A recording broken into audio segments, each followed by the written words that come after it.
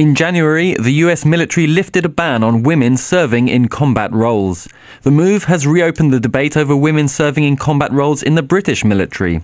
Women already have fighting roles in forces around the world, including in several European countries, as well as Canada, Israel and North Korea, and the Kurdish Peshmerga. Here in the UK, some say decisions about a recruit's ability to fight should be made on a case-by-case basis, and potential combat soldiers should not be barred just because of gender. But others argue that most women may not be physically strong enough, and if they were hurt in combat, their male comrades would risk too much to save them. So, should the UK follow America's lead and allow women into combat roles? With me in the studio to discuss this are Major Judith Webb, a former senior army officer who in 1982 became the first woman to command an all-male field force squadron, Richard Norton-Taylor, defence and security editor at The Guardian, and Alison Baskerville, a former RAF sergeant and now a photojournalist who has documented life for British female engagement officers in Afghanistan. So, women in combat roles, a good idea or not? Judith Webb, let's start with you. Well, you're talking about combat roles. Women already do fulfil a lot of roles on what people referred to as the front line. There's no such thing really as a front line in modern warfare. But what we're talking about is infantry soldiering. And I do not feel that there is a place for female infantry soldiers. I think there's plenty of roles for them in jobs which involve them in combat situations. Richard Norton-Taylor, women in infantry positions, yes or no? Yes, I think so. And the point that Judith made just now, that there's no such thing as a front line anymore. Well, the front lines are rather more confused than they were before. And also, we should talk about, I suppose, sometime, the future shape of modern conflict and modern warfare. I say, yes, women should have potentially the same opportunity as all men. They, after all, they're the victims of warfare. They should be kind of equality of arms, I would say. Alison Baskerville, what do you think? Again, I tend to agree with Richard on this one, having been out and seeing the girls on the front line, the nominated front line, which again doesn't exist in asymmetric warfare. And I think I've seen many capable women who would love the opportunity to be allowed to go front line and have those roles opened up to them, such as commando units. Judith Webb, what do you make of this? The two other panellists are saying, yes, the fighting is changing, it's not the same world as it once was, and women should be able to be out there. I can sympathise with what they're saying altogether, but my attitude is that it's the physical aspects which I feel women are not capable of. We are built but differently. We are different, and therefore we should acknowledge and appreciate that. And I don't feel that women have the physical capability to be infantry soldiers.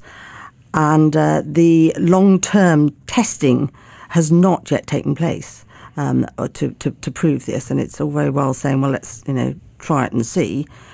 You can't do that in combat situations. And I feel that there are women who have suffered quite serious, permanent physical damage in combat roles in Afghanistan. But is that because they're women or just because of the risks of being a soldier in a... Well, obviously men suffer as well because, I was hearing earlier about men sometimes... the packs being weighed, 95-kilogram packs on their backs. Well, that is ridiculous for men or women. But even half that is too much for a woman. We don't yet have mixed rugby teams, do we? Because, men are not going to play rugby against each other with women in their teams. I know there are female rugby teams. We've had a wonderful example of a female boxer this year, and she did fantastically at the Olympics. She didn't fight a man, and I think that these sort of things must be taken into consideration. Richard Norton-Taylor, we don't have mixed boxing. Why should we have mixed warfare? We could have mixed boxing. I would have thought actually that women rugby players have a rather better record recently than men's English rugby team. But anyhow, it's not a question, I think, of lowering standards, I would say. It's a question of having the same standards, having maybe slightly more sophisticated training standards and criteria in training. Certainly, there are a lot of men joining the army. Now, I'm not so sure about the Air Force and Navy. It's slightly different criteria, I think, probably, but certainly in the army, men joining the army, the recruits have been pretty, let's say, unfit army recruiters would say, for all sorts of reasons, state of British society or whatever. And anyhow, lowering standards, I take Judith's point completely. It shouldn't be a question of lowering relevant standards. I think the nearly 100, kilo kit at the back, I think, is will become increasingly relevant in modern warfare, in future operations involving the army. So how are things going to develop? You talk about the future of operations. It seems you're suggesting we're moving away from a sort of hand-to-hand combat situation. How are things evolving? Maybe hand-to-hand warfare. I mean, operations, special forces, for example, RAF regiment defending some airfield or drones which have been attacked by terrorists, certainly hand-to-hand in a sense. But hand-to-hand, I think, would meet different criteria in terms of weight training and all that kind of stuff. Agility, certainly, but not necessarily the heavy, muscular, waist high body weight, which was traditionally been emphatically sort of men-only kind of benefit, if you like. Alison Baskerville, do you think women have any specific qualities that would actually give them advantage over men in infantry combat? Well, look, this might sound really controversial, but it takes the same physical strength between a man and a woman to operate a trigger on a weapon. And really, that's how things are fought on the front line now, not hand-to-hand with bayonets. It's kind of a traditionalist view to look at women's role.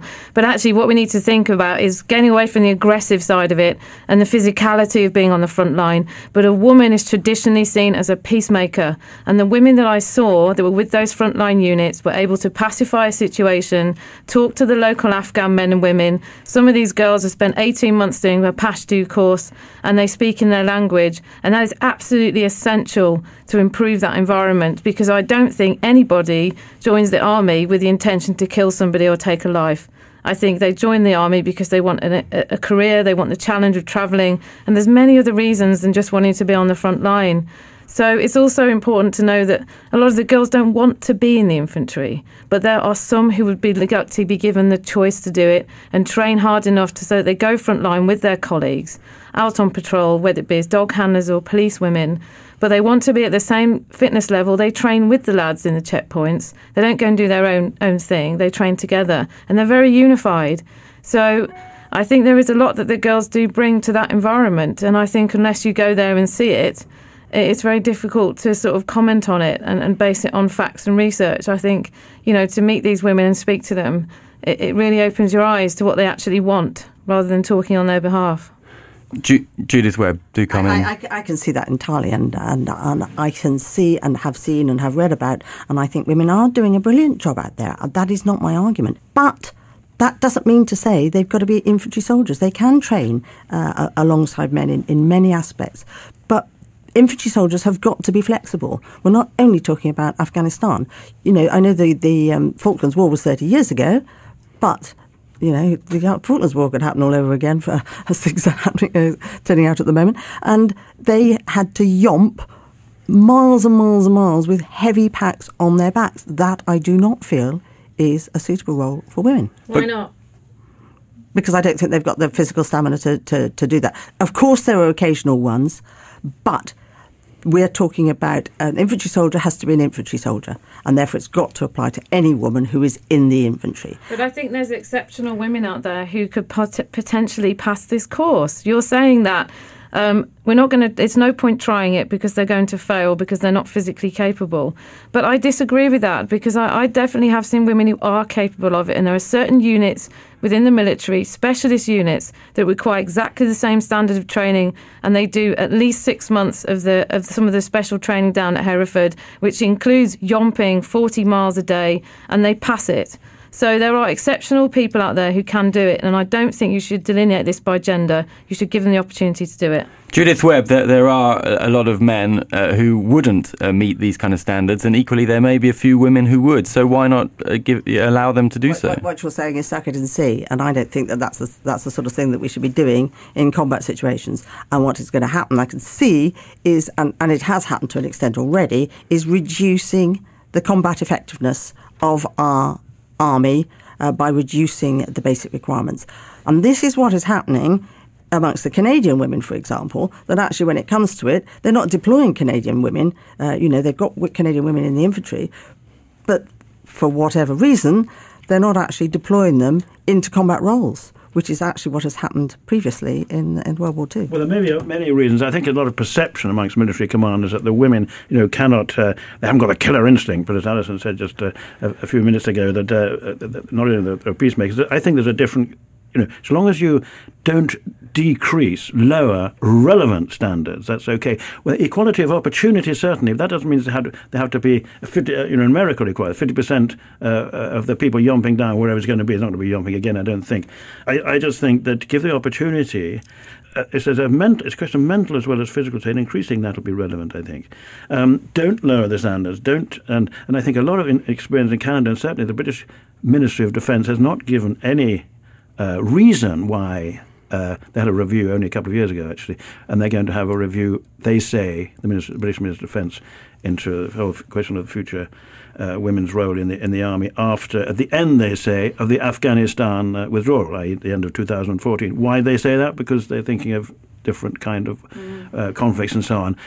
But in Afghanistan, we know there's been British women on the front line, special forces there, where they are with their pistols and rifles on Land Rovers, really in the front there with men, I mean, I agree entirely that we're not talking about the psychological effects. We're not talking about the emotional things. And the Russians, as we're talking on Voice of Russia, were very, very effective snipers in World War II, and they had huge numbers of snipers. That is a different argument, and I just think that we still come down to the physical thing. And are we going to spoil it for a lot of women who want to join the army, who don't want to fill those sort of roles, by demanding a basic level of fitness, the basic level of fitness which is required for infantry soldiers or for all soldiers when they join the army? But that won't happen, sorry. Yeah, no, that's good. Yeah. That won't happen, because when people join the army, they choose the trade they want to join. They're not all going to be made to go and join the infantry. We're not going to have a bunch of private Benjamins running around on the front line. I mean, the girls will choose as they join up what trade they want to do. There are so many opportunities there for them. And I go back to the point that I don't think there's going to be that many women who are going to want to join the infantry in the first place. And those that do it in different ways anyway, by doing other roles that they know they're going to end up being on the front line. And they're as capable and fit and as able to do the job as most of the guys that do it. And I'm only saying that from what I've actually seen. You're listening to The Voice of Russia in London. I'm Tom Spender, and we're talking about women in military combat roles. With me in the studio are Major Judith Webb, a former senior army officer, Richard Norton-Taylor, Defence and Security Editor at The Guardian, and Alison Baskerville, a former RAF sergeant and now a photojournalist. But Alison Baskerville, the concern in some quarters is not necessarily that women can't do the job. It's more that men, if they are in a team with women and those women or one of them gets hurt or injured, those men may then kind of abandon the military objective at that moment. That's a really, really old-fashioned view, because, and again, I'm speaking from experience. When the Taliban were shooting at us, and I'm talking from a different experience now, not as a photojournalist, I don't remember anybody coming up to me and saying, "Are you okay?" No, all they did is get behind the wall and start shooting back and got on with their job. Gender is irrelevant.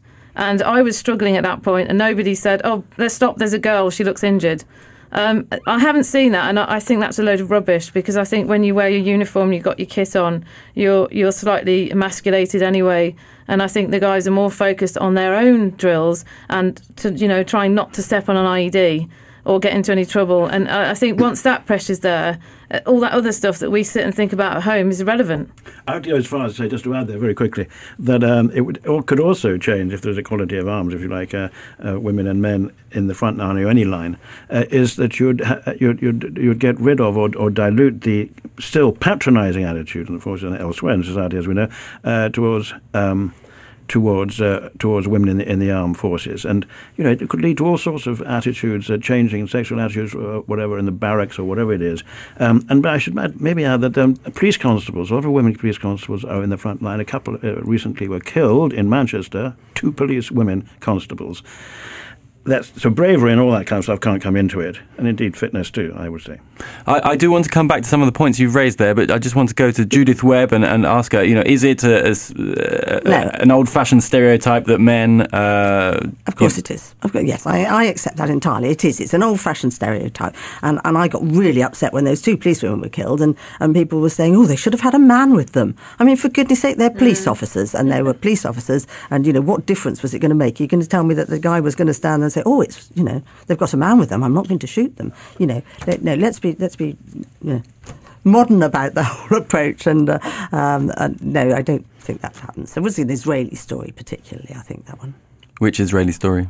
The fact that it was reported that when women in the Israeli Defence Force were injured, that it affected their male colleagues. And it's a very old story, and as Alison has said, she has seen in practice what happens is that a soldier is a soldier. But going back to the basic fitness test, everybody in the army has a basic fitness test.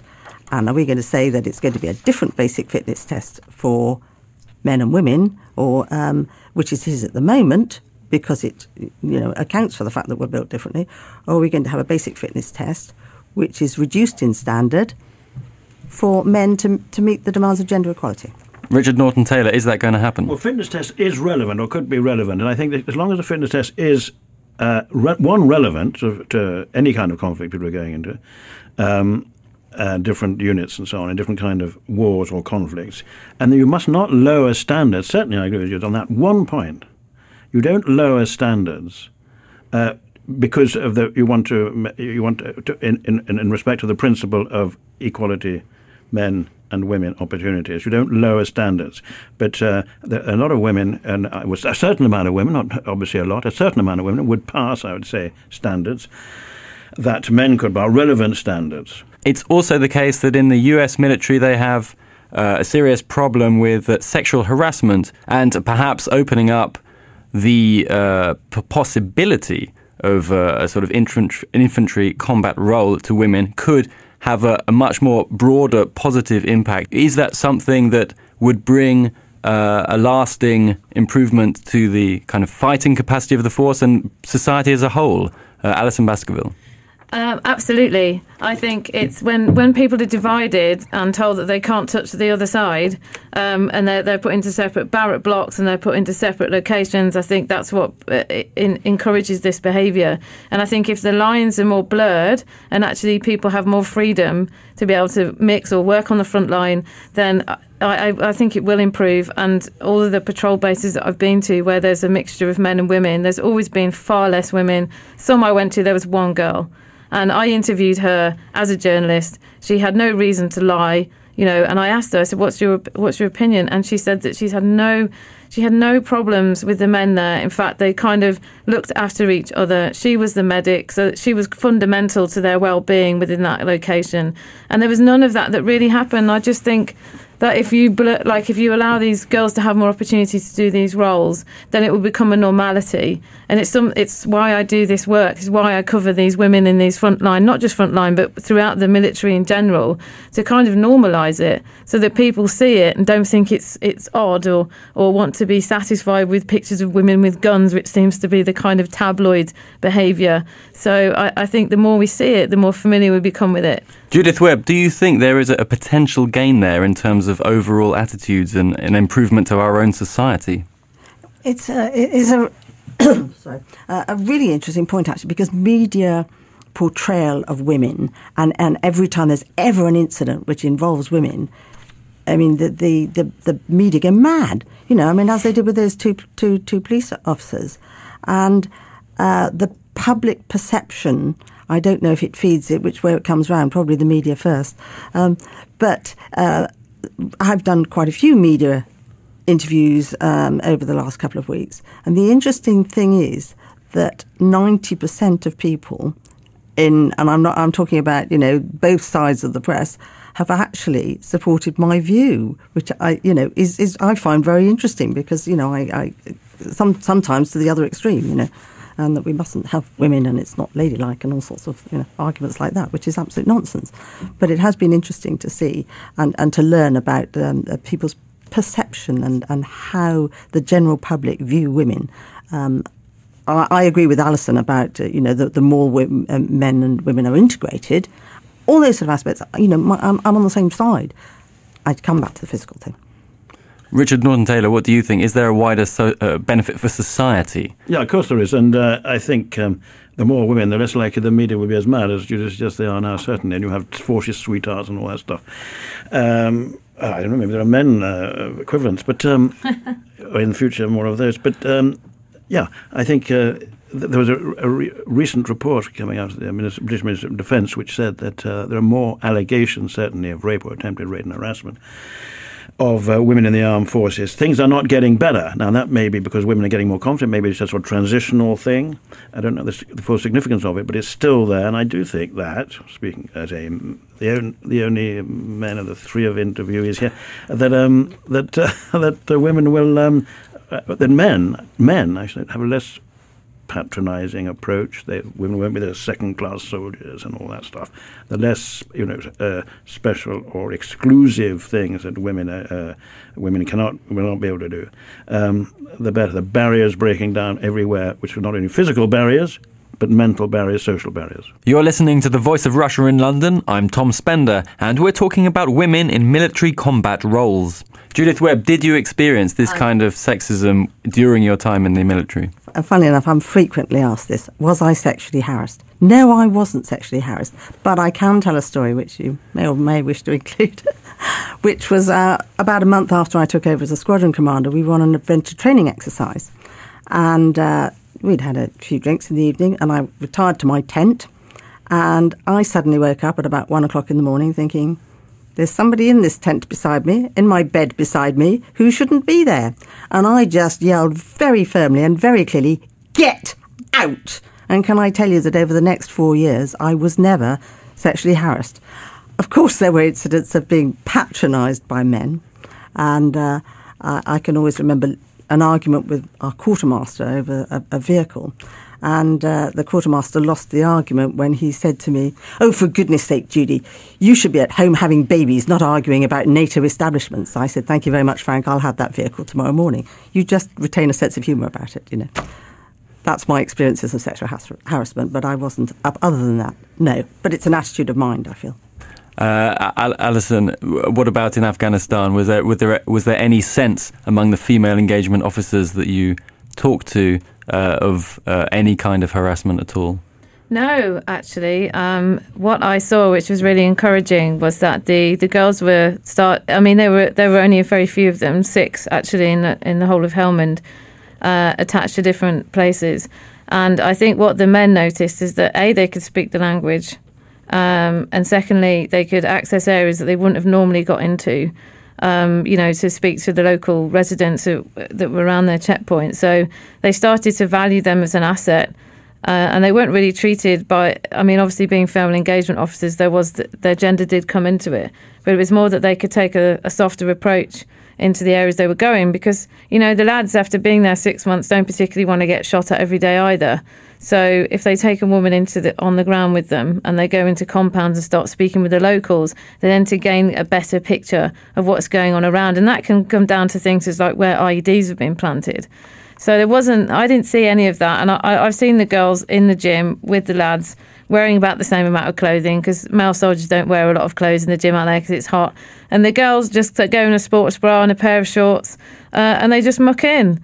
And I think it's because they get used to it. It's familiarity. So it's not so much of an issue. And I definitely saw that. And I think attitudes and perceptions are changing, but probably in those more unique environments, where you are forced into that situation. So you have to get along with each other.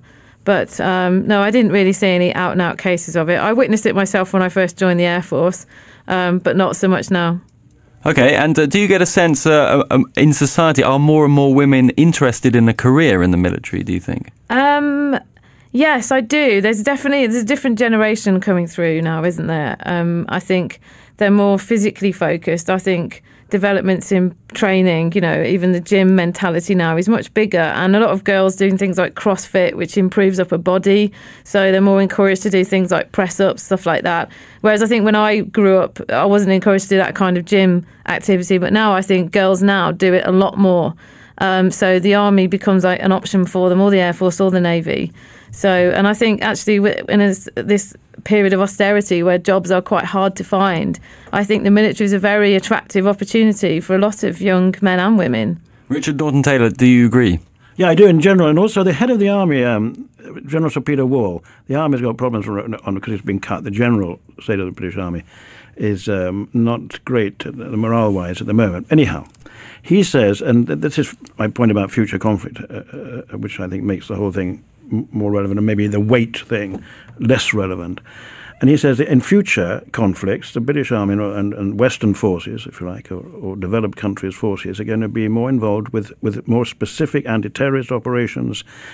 More agility is needed, smaller type of operations where they're going to be work much more closely with intelligence services. Now, and the last point on this point is, I think, is that it is often said by people I know in Her Majesty's Secret Intelligence Services that women may better spies or intelligence officers for all sorts of reasons, which may be a matter for another discussion. But that is another relevant point, I'd argue. Yeah, definitely. Judith Webb, what do you think about that? Absolutely. I mean, women have proved themselves time and time again. You know, as a special operations executive in World War II really showed what women can do. I think, you know, we much of what we do, we say, I talk about, we agree on. I still come back to the physical thing, which infantry soldiers now, and comes back to why don't women boxers fight men boxers, because they're different.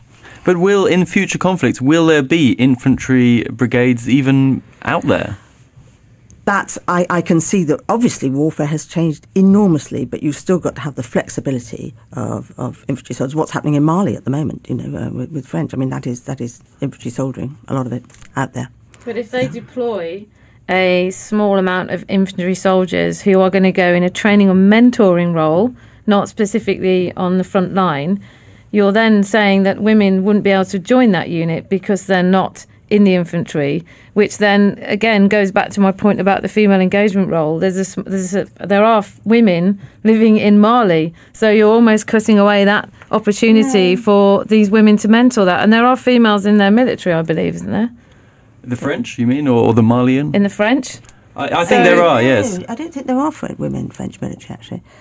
But we always have had women attached to infantry units, to other units, in different roles. And if they're there as interpreters, if they're there in different roles, that's fine.